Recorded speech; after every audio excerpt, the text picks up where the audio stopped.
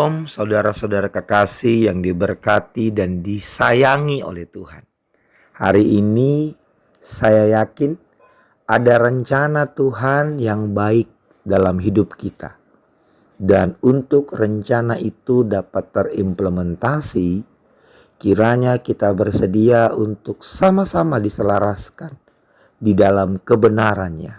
Dan kebenaran yang akan kita terima untuk diselaraskan dalam hidup ini terambil dari 2 Korintus pasal yang ketiga, ayat yang ke-16 sampai ayat yang ke-18. Demikianlah firman Tuhan.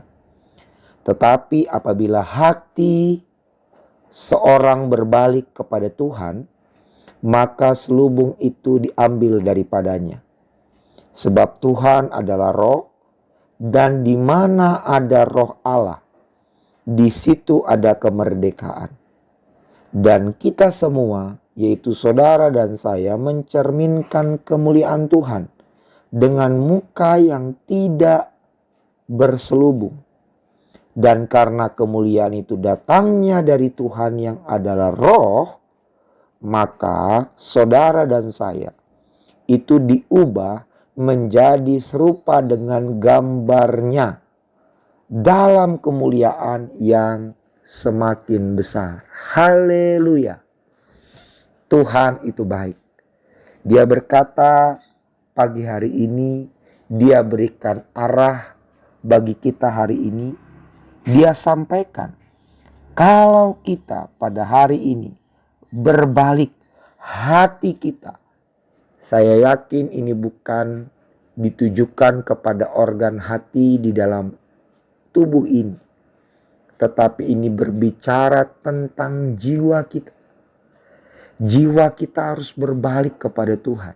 Kalau tadinya orientasi jiwa itu kepada 3 hal. Aku, dan aku. Betul saudara.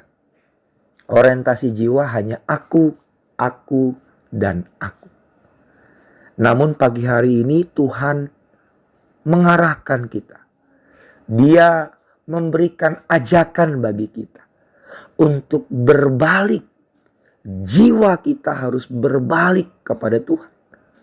Jiwa itu berisi pikiran, perasaan, dan kehendak. Apa yang Tuhan pikirkan, biarlah itu melekat dalam diri kita. Konteks Rasul Paulus menulis pernyataan yang baru saja kita sama-sama dengar, ialah Paulus ingin menyadarkan jemaat di Korintus betapa pentingnya sebuah pemahaman bahwa kita bisa ada itu bukan karena kuat kita, tetapi karena kemurahan Tuhan. Karenanya Paulus menyampaikan sentilan kepada mereka yang merasa sudah hidup benar dan menguasai kitab Taurat. Paulus berkata mereka hidup dalam selubung. Mereka coba memahami tetapi mereka kesulitan untuk memahami. Kenapa? Karena mata mereka tertutup. Hanya Roh Kristus. Hanya ketika hati kita berbalik kepada Tuhan, kita dapat mengerti isi kitab suci. Dengan hati yang berbalik, dengan jiwa yang mau dibentuk oleh Tuhan, maka kita dapat menerima kabar baik yang dalam bahasa kekristenan disebut Injil. Karena bagi orang di luar sana itu merupakan sebuah kebodohan. Tapi bagi kita yang percaya, bagi kita yang telah berbalik ke arah Tuhan, maka Injil adalah harta yang tidak akan pernah kita gadaikan. Bapak ibu saudara-saudara kekasih di dalam Tuhan. Ketika hati kita berbalik, maka di waktu yang sama roh Tuhan ada dalam kehidupan kita. Kita diberikan kemerdekaan. Kemerdekaan dari apa? Kemerdekaan dari belenggu dosa. Kita tidak lagi terikat. Kita bisa bergerak. Maka saya percaya waktu kita bergerak dalam penyingkapan rahasia Tuhan, hidup kita akan terus naik dan bukan turun. Dan saya mengamini apa yang ditulis Rasul Paulus di ayat 18. Bahwa waktu demi waktu kita akan diubah menjadi serupa gambaran anaknya yang tunggal. Dalam kemuliaan yang semakin besar. Bertumbuh itu proses. Kita mulai dari hal yang kecil.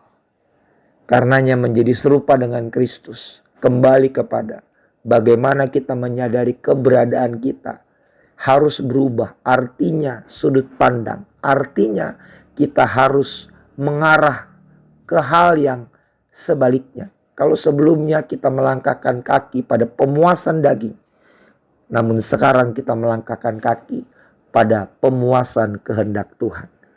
Kalau sebelumnya kita enggan bangun pagi karena kita pikir ini waktu yang paling nikmat, nanti siangan dikit karena pekerjaan kita banyak. Sekarang kita berbalik. Kita ambil prime time, waktu terbaik. Saat yang lain belum sibuk, kita sudah menyibukkan diri dengan Tuhan. Kita mencari wajah Tuhan, kita baca kebenaran firman Tuhan. Saya percaya di waktu yang sama kita akan mendapatkan kekuatan dan pencerahan itu. Dan ini adalah modal utama untuk kita melangkah. Kalau dulu kita susah untuk terbuka, sekarang kita terbuka di hadapan Tuhan. Kita terbuka kepada orang-orang yang tepat. Khususnya orang-orang yang diutus Tuhan untuk menerima keterbukaan kita. Kalau tadinya kita malas, tapi sekarang ketika kita dengar firman Tuhan, kita berubah. Kita semangat, kita mau melakukan segala sesuatu. Karena tidak pernah kita melangkah sampai kepada garis finish kalau tidak diawali dari langkah pertama. Lakukan hal yang sederhana, berbalik kepada Tuhan. Akui Dia sebagai Tuhan dan Juru Selamatmu. Dan mulailah berubah dalam sikap, perilaku, dan kebiasaanmu. Tuhan Yesus memberkati. Amin.